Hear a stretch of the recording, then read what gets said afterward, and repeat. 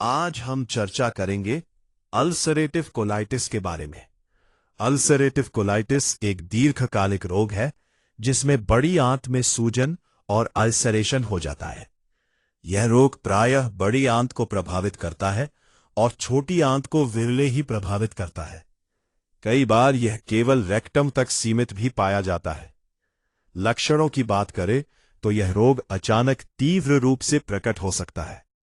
रोगी को तीव्र अतिसार, उच्च ज्वर और पेट में दर्द होता है। मल में रक्त और श्लेष्मा पाया जाता है। कुछ रोगियों में दिन में 20 बार तक शौच की प्रवृत्ति हो सकती है।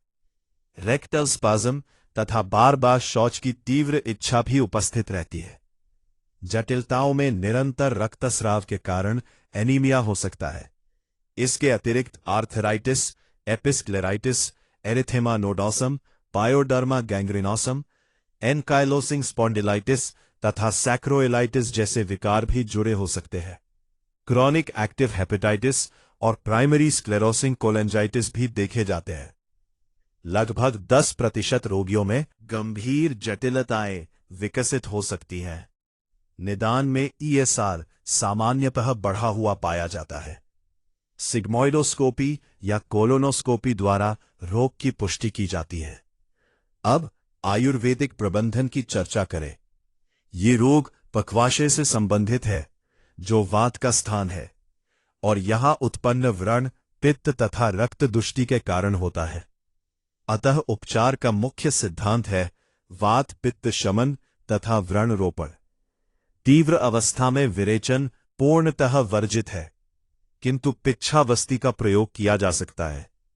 कटु, अम्ल और लवण रस का त्याग अत्यंत आवश्यक है। मधुर तथा कषाय रस का उपयोग हितकर है। शोधन, शमन तथा स्तंभन ये सभी उपचार अवस्था अनुसार किए जाते हैं। आवश्यकता पड़ने पर प्रारंभिक अवस्था में स्तंभन करना चाहिए। रक्त जीवनधारक तत्वों में से एक है, अतः इसकी रक्षा आवश्यक है। कषाय के रूप में उशीरादि कषाय, पुष्यानुपसीत कषाय, गुरुच्यादि कषाय उपयोगी है।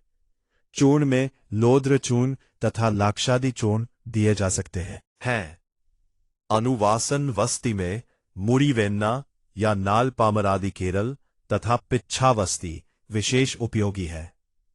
अग्निबल प्राप्त होने के बाद महातिक्त घृत तथा सतधाउत घृत का प्रयोग किया जा सकता है।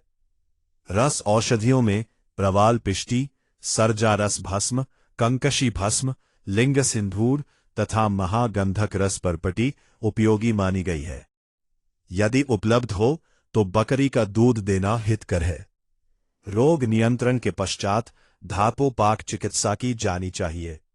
इस प्रकार अल्सरेटिव कोलाइटिस में अवस्था अनुसार उचित शमन, स्तंभन और व्रण रोपण चिकित्सा रोगी को लाभ प्रदान करती है।